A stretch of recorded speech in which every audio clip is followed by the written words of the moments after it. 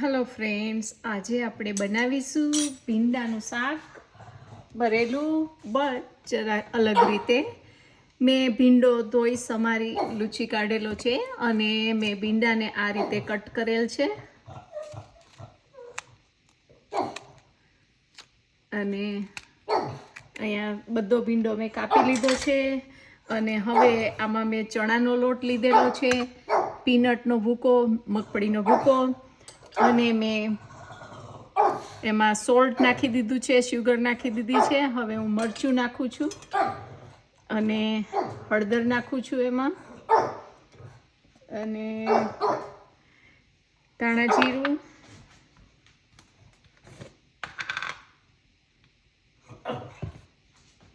નાખાઈ. હવે હું એને મિક્સ કરી દઉં છું.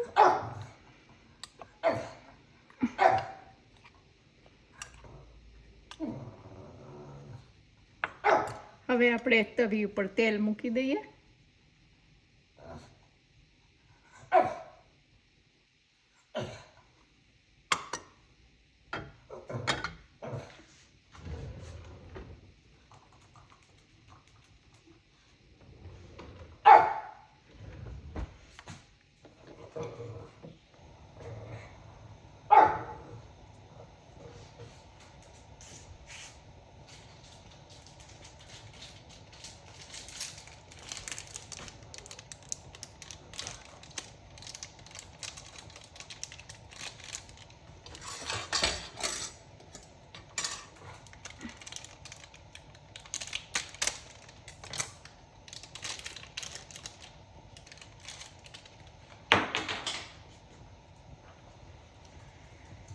કે હવે આપણું તેલ ગરમ થઈ ગયું છે એટલે આપણે રાઈ એડ કરી દઈએ.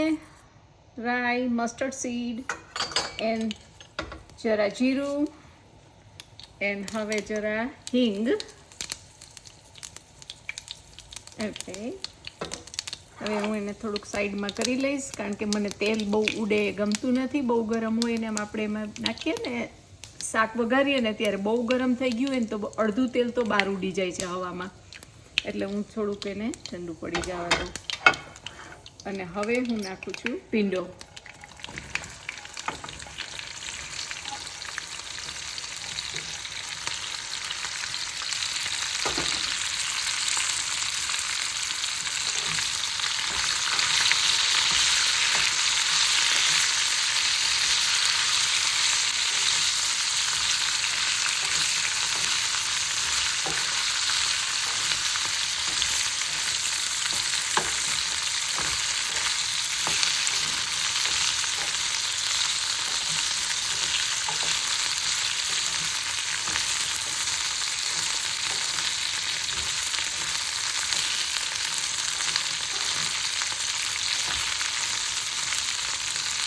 ઓકે, હવે આપણું તેલ બધા ભીંડાને લાગી ગયું છે એટલે આપણે મસાલો ઉપરથી છાંટી દઈશું. જે આપણે મસાલો તૈયાર કર્યો છે ને એ ઉપરથી છાંટી દઈએ. એટલે અંદર નથી ભરતા, આપણે બહારથી ને જ પણ લાગશે એવું ચડી જશે ને પછી છે ને ભરેલા ભીંડા જેવું જ દેખાશે સરસ.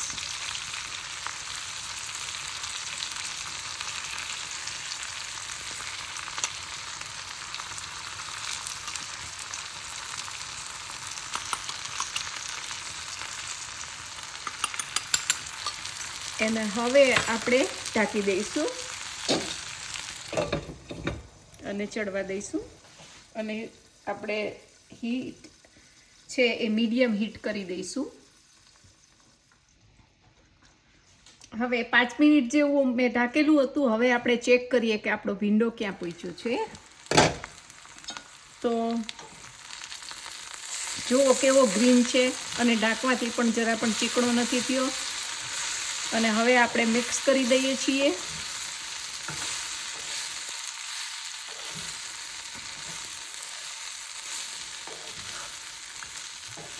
અને મસ્ત ચડી ગયો છે.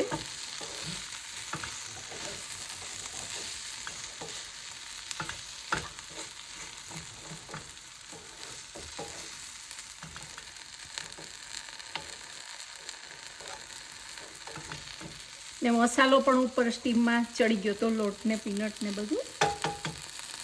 તમે જોઈ શકો છો ભીંડો પણ ચડી ગયો છે.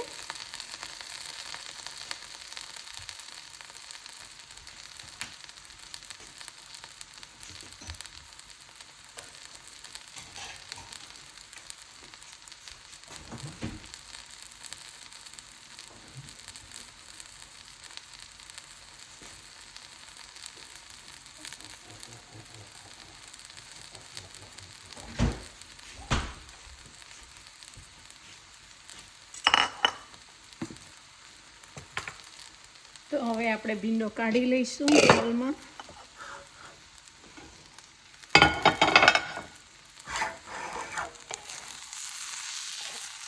જો કેવો મસ્ત લાગે છે. જરા દાઈજો પણ નથી અને મસાલો પણ જાડે ભર્યો હોય ભીંડો એવો જ થઈ ગયો છે. ભરવાની માથાકૂટ પણ નથી.